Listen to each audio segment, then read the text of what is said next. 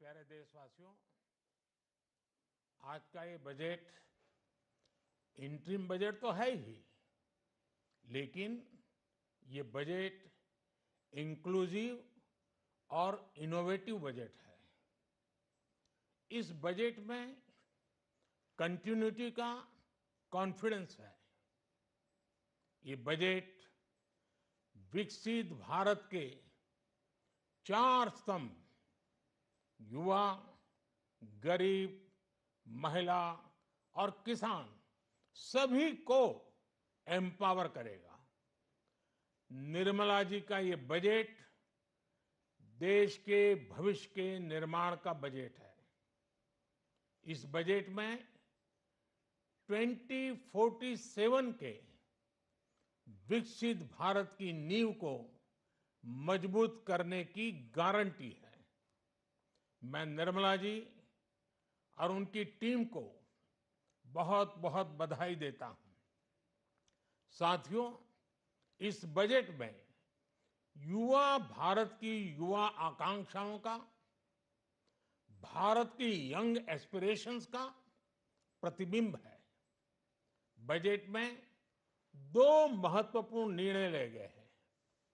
Research और innovation पर 1 लाख करोड़ रुपए का फंड बनाने की घोषणा की गई है।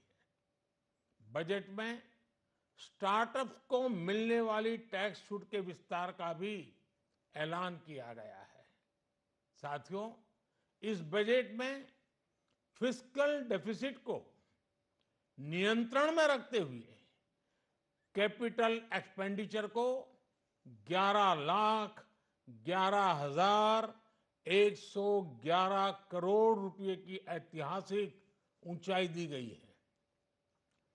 अर्थशास्त्रियों की भाषा में कहें तो एक प्रकार से स्वीट स्पॉट है।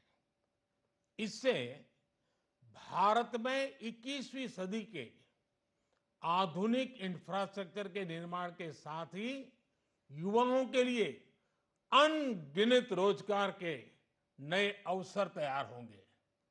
बजट में वंदे भारत स्टैंडर्ड की 40,000 आधुनिक बोगियां बनाकर उन्हें सामान्य यात्री ट्रेनों में लगाने का ऐलान किया गया है। इससे देश के अलग अलग रेल रूट पर करोड़ों यात्रियों में आरामदायक यात्रा का अनुभव बढ़ेगा। साथियों, हम एक बड़ा लक्ष्य तय करते हैं, उसे प्राप्त करते हैं और फिर उससे भी बड़ा लक्ष्य अपने लिए तय करते हैं। गरीबों के लिए हमने गांवों और शहरों में 4 करोड़ से अधिक घर बनाए। अब हमने 2 करोड़ और नए घर बनाने का लक्ष्य रखा है। हमने 2 करोड़ महिलाओं को लखपति दीदी बनाने का लक्ष्य रखा था। अब इस लक्ष्य को बढ़ाकर 3 करोड़ लखपति दीदी बनाने का कर दिया गया है। आयुष्मान भारत योजना ने गरीबों की बहुत मदद की है। अब आंगनवाड़ी और आशा वर्कर, उन सबको इस योजना का लाभ मिलेगा। साथियों, इस बजट में गरीब और मध्यम वर्ग को एम्पावर करने, उनके लिए आय के नए अवसर बनाने पर भी बहुत जोर दिया गया है।